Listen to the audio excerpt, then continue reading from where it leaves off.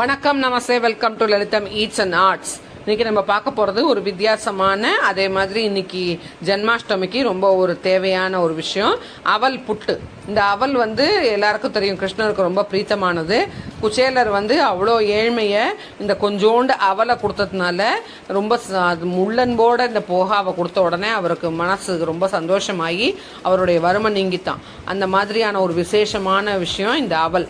So இந்த அவலை நம்ம இன்னைக்கு என்ன செய்ய போகிறோம், நான் எப்போவுமே இதை கொஞ்சம் நெய்யை விட்டு வறுத்து இது மாதிரி எப்பவும் ரெடியாக வச்சுருப்பேன். இன்றைக்கி அந்த மாதிரி வறுத்து வச்சுருக்கிற அவலை நான் இந்த மாதிரி மிக்சியில் போட்டு கோர்ஸாக பவுடர் பண்ணிக்கிறேன். ஸோ இந்த மாதிரி கோர்ஸாக பவுடர் பண்ணதை இப்படி ஒரு பாத்திரத்தில் போட்டுன்ட்டு ஒரு மிக்சிங் பவுலில் போட்டு வச்சுக்கலாம். இப்போது இங்கே ஒரு டம்ளர் வெந்நீர் போட்டு வச்சுருக்கேன், ஹாட் வாட்டர்.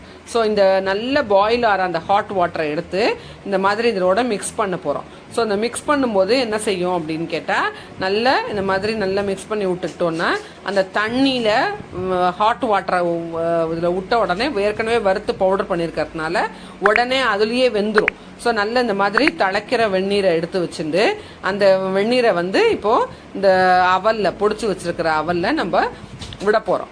ஸோ இப்படி கொஞ்சம் கொஞ்சமாக சேர்க்க இந்த வறுத்த பொடி பண்ண இந்த அவல் அந்த தண்ணியை வாங்கிக்கும். ஸோ அதை வாங்கி என்ன செய்யும், அப்படியே குக் ஆகிடும். அப்போ தான் அந்த சாஃப்ட்னஸ் இருக்கும். ஸோ இதை திருப்பி இட்லி பாத்திரத்தில் வேக வைக்கிற வேலை அந்த மாதிரி எந்த வேலையும் இல்லை. ஈஸியாக குவிக்காக பண்ணலாம். கிருஷ்ணர்கிட்டையும் சீக்கிரமாக நம்ம பிளெஸ்ஸிங்ஸை வாங்கிடலாம். ஸோ இந்த மாதிரி நல்லா இப்படி அழகாக மிக்ஸ் பண்ணி விட்டிங்கன்னா அந்த தண்ணியை இஞ்சிக்கும். அப்போ மூடி வச்சுருங்க ஒரு பக்கம். இப்போ அடுத்தது இந்த மாதிரி கடாயில் கொஞ்சம் வெந்நீர் விட்டு அதில் இந்த மாதிரி வெல்லத்தை போடுறேன். இந்த வெல்லம் பாருங்கள், வெல்லம் வாங்குறது கூட ஒரு கலை தான்.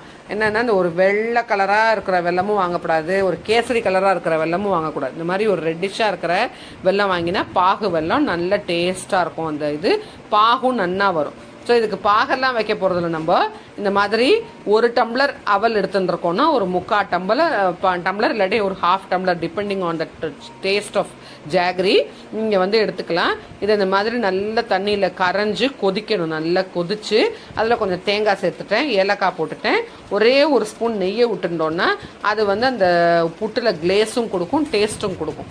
ஸோ இந்த மாதிரி போட்டாச்சு.